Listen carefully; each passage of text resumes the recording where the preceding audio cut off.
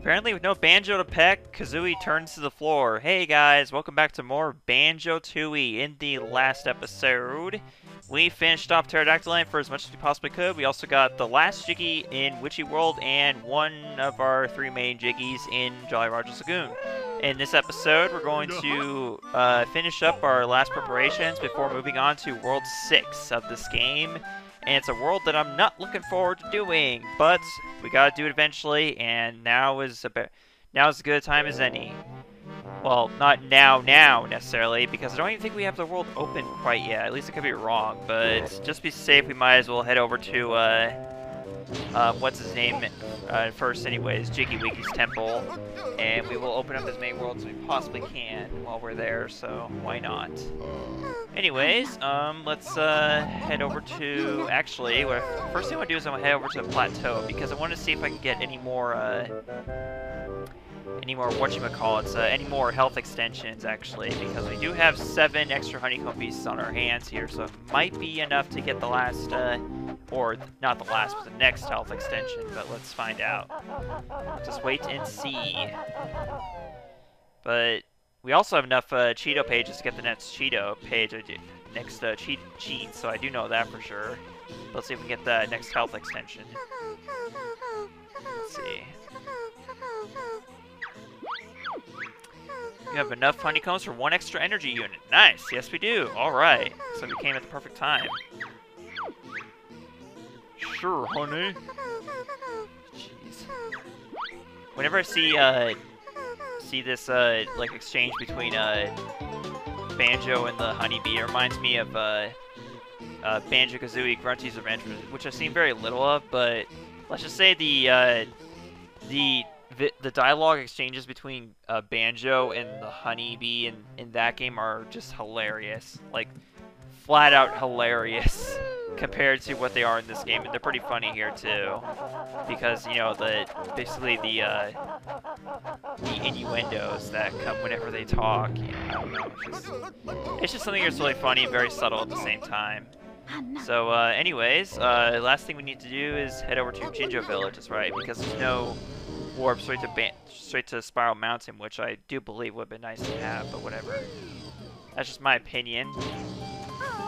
But it's just a minor complaint because, you know, Spiral Mountain's like literally right here next to the warp, so not that big of a deal.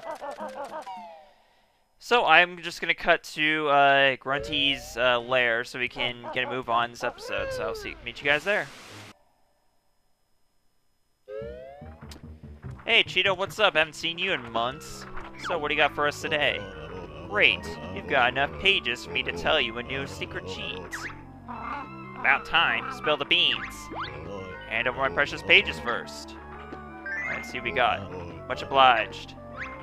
My third cheat is fall proof, got it?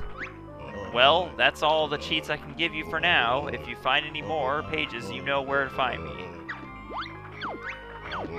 Okay, and there's a menu of our codes, of course, we all know about that. Now, this is a very interesting cheat because this is the first one that's not the same as the ones we got in the first game, actually. It's the first of its kind here, and it's a very useful cheat to have, and I'm definitely going to apply that immediately. So, I will meet you guys in, I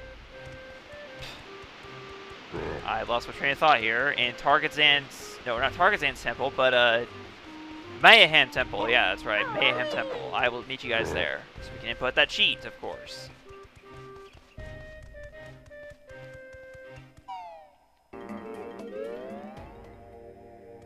Okay, here we are in the code chamber. Once again, it's been a while since we've been here, but here we are. Okay, so our next cheat is fall proof. So let's go ahead and input that.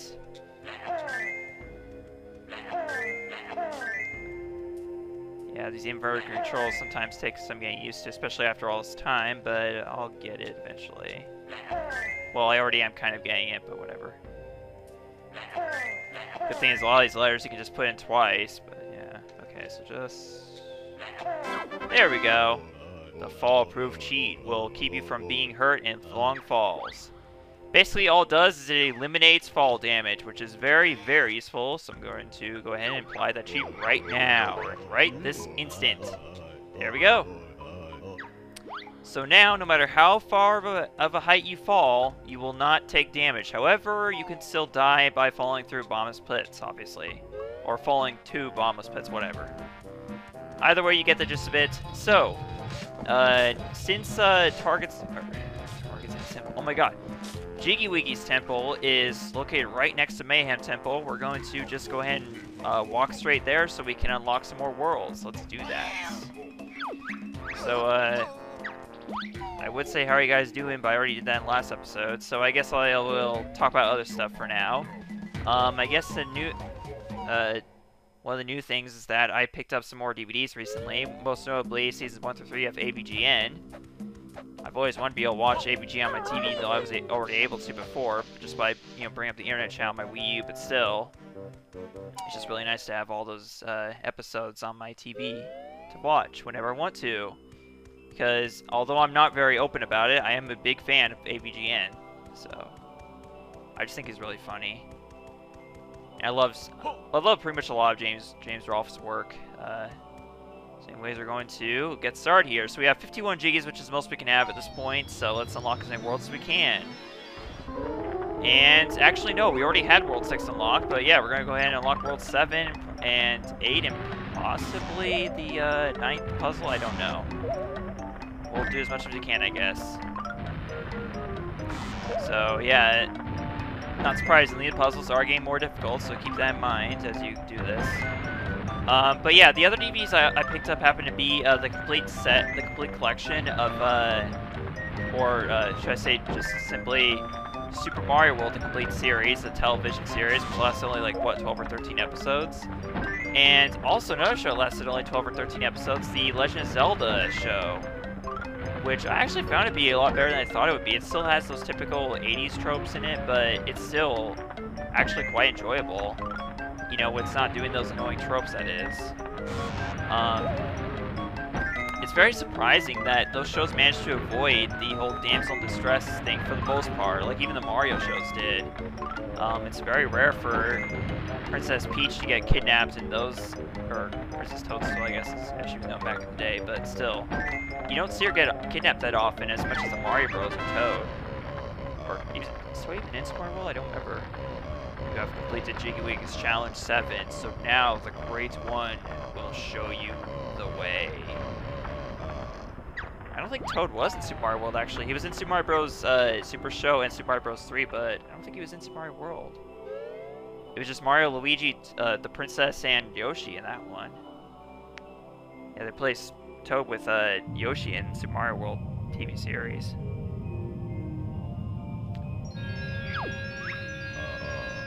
Behold the power of repeated dialogue. Wahahaha. Yeah, it's a common theme in this game, but you get used to it.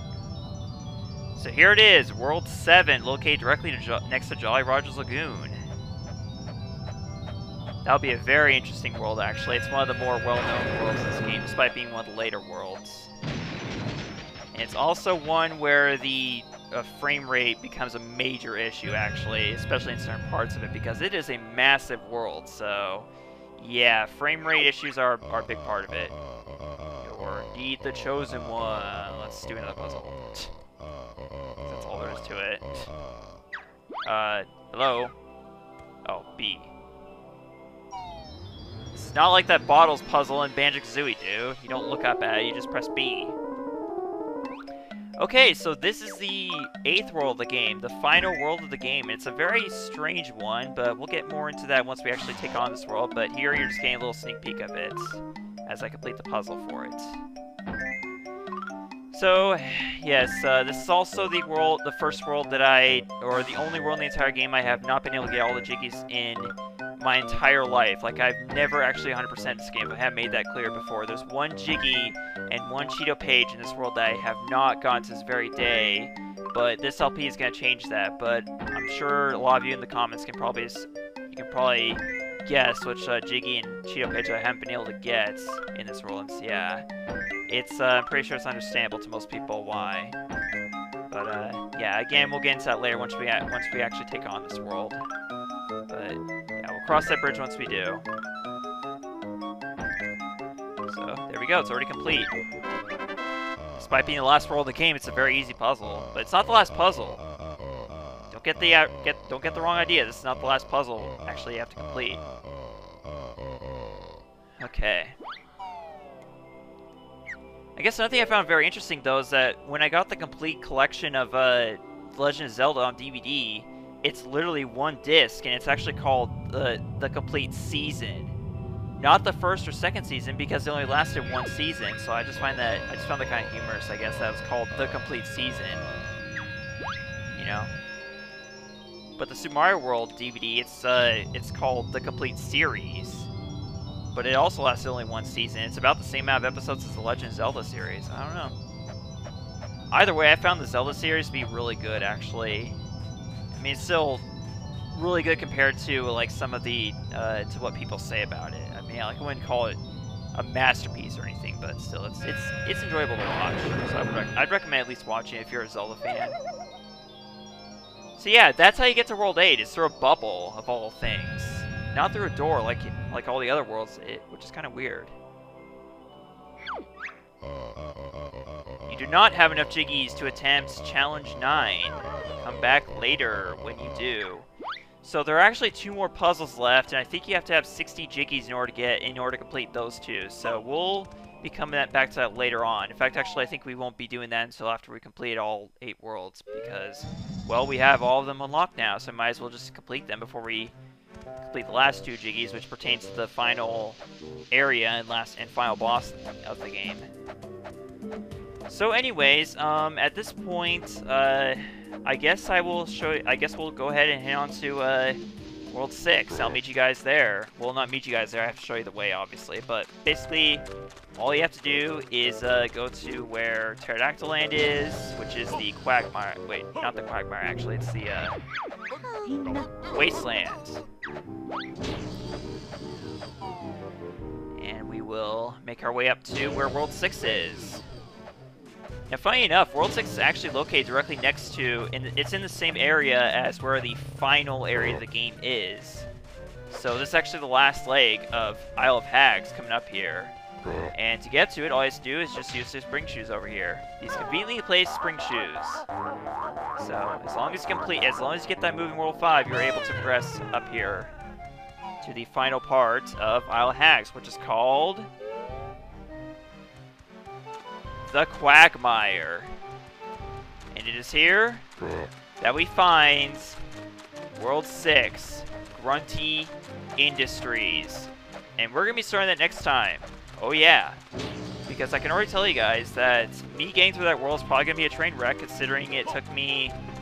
actually, I don't remember how long it took me to get through it in my initial run of this game, but let me tell you, it took me quite a while. Quite a bit longer than any of the other worlds in the game. So, but I think that's pretty much all we have to do here. Up there is where the final area of the game is located, so you get to it through there. But we don't have means to get up there quite yet. So, anyway, at any rate, yeah, that's pretty much it. So, next time Banjo-Tooie, we begin Grunty Industries. See you guys then. Thank you so much for watching. Goodbye.